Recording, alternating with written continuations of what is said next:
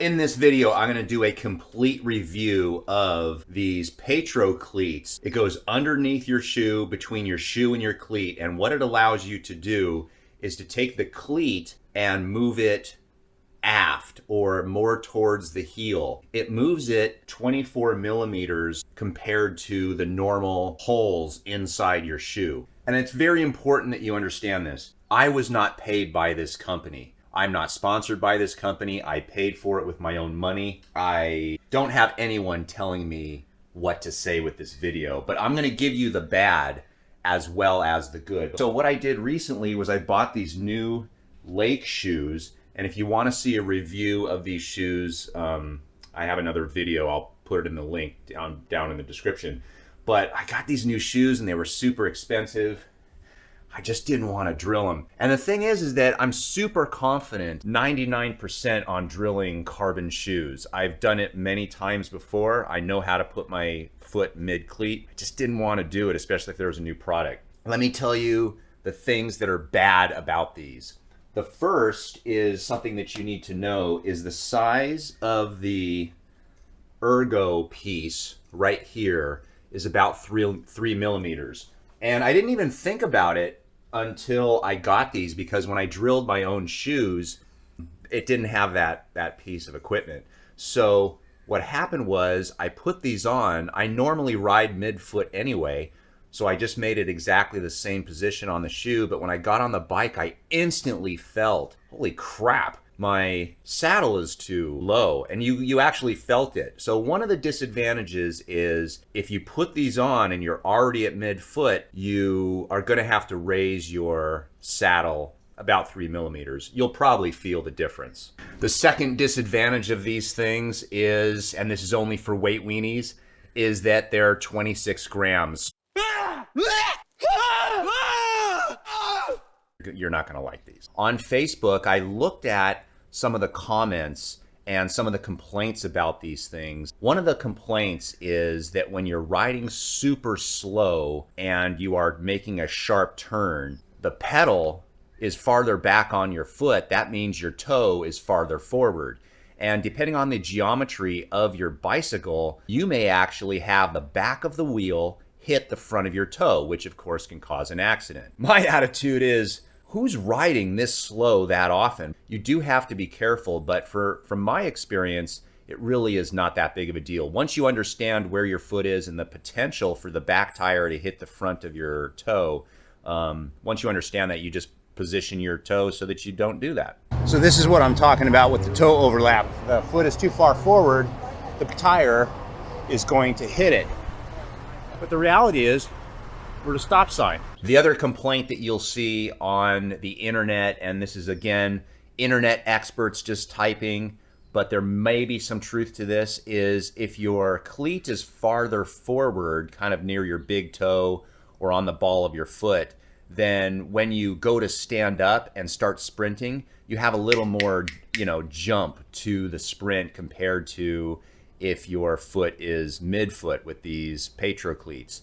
And that may be true, but for me personally, I don't care. I'm an old man that rides a bike. The other argument is, well, the pros don't do this. And actually, they may not use the PatroCleats, but there are quite a bit of pros that go a little bit farther back on their shoe for their cleat position for a number of reasons. So if you look it up, you'll find that quite a bit of pros do it. However, for sprinters and things like that. And don't forget, the professional athletes are a unique genetic breed. They're also young. So you have to take that into consideration.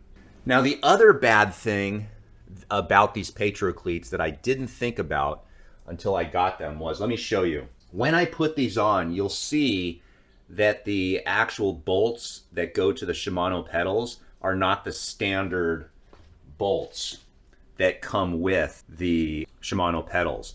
And the reason why is because when I put the PatroCleats on the shoe and then I started inserting these, which are 10 millimeters, into the cleat, they were too long.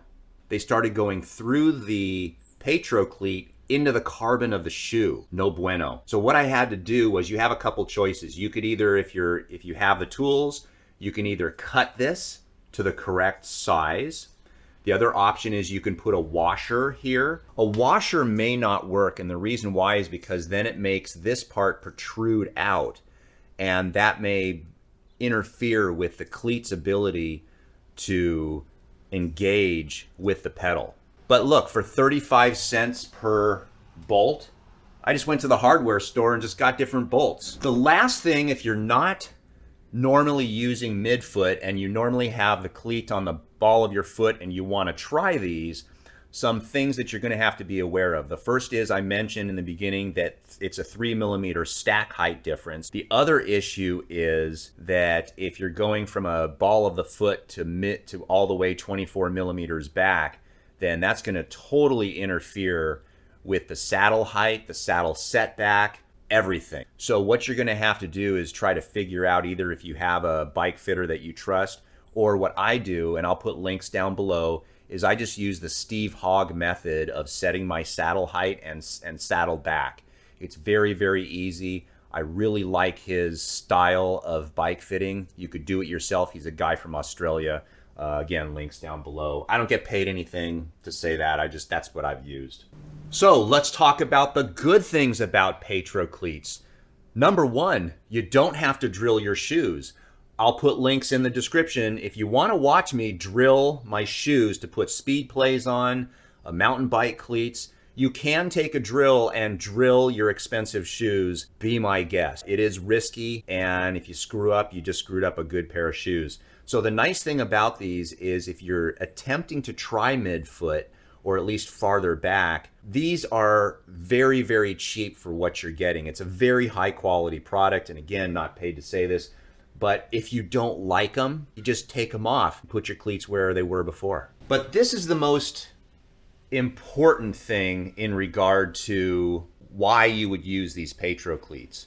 And the answer is, if you're not a 20-year-old Italian professional cyclist who's genetically gifted and trains hard and is adapted to these, here's the big question. If your foot is in pain, if you have problems, if you have some medical problems, would you rather have a bike fit that looks professional, like you're a pro, but be in misery? Or would you rather be comfortable? As I get older, it's a no-brainer. So let me list for you some of the problems that I've had in the past that these things solve. Achilles tendonitis. Why? Why do these work? Because when you pedal a bicycle and you're basically on the ball of your foot, the Achilles tendon is under a lot of strain. And also, when you climb up a hill, if you're a heel dropper, you're dropping your heel and putting a strain on the Achilles tendon. When you move your cleats backwards, there's less heel drop when you're climbing and less engagement of the calf muscle and thus the Achilles tendon. So if you have Achilles tendon problems and you're riding a bike and it's just killing you, you know, what are you doing? You're not doing yourself any favors. The second thing is, as you get older, you might develop metatarsalgia. Metatarsalgia sucks. If you have bunions, you don't want to put a cleat right underneath that area of the foot. The last thing is, if you have hammer toes, that's very uncomfortable to be pedaling on your toes like that. Here's something to try. If you go into the gym and do a leg press machine or a squat, try squatting on the ball of your foot, or try doing a leg press machine and push on the ball of your foot. Give it a try, see how many reps you do, and what you'll find is it's hard to coordinate, and you're going to get a lot of muscular activity of the quads. Then go to the same exercise, either a squat or a leg press machine, and press with your entire foot flat, and actually in your mind emphasize that you're pushing through your heels. And what you'll find is your quads are engaged, but so are your hamstrings and your glutes, much more so. And that really is the feeling of these PatroCleats on your shoe. And I'm not trying to make this a video about whether you should go midfoot or not and all those different things. I'm trying to make this video about just the PatroCleats, but that is the #1 plus of the PatroCleats is that you can actually try this midfoot position. It just takes some modification of your bike fit. I hope you found this video useful in deciding if you're going to get these. I'll make another video in the future about whether you should go midfoot, and thanks for watching.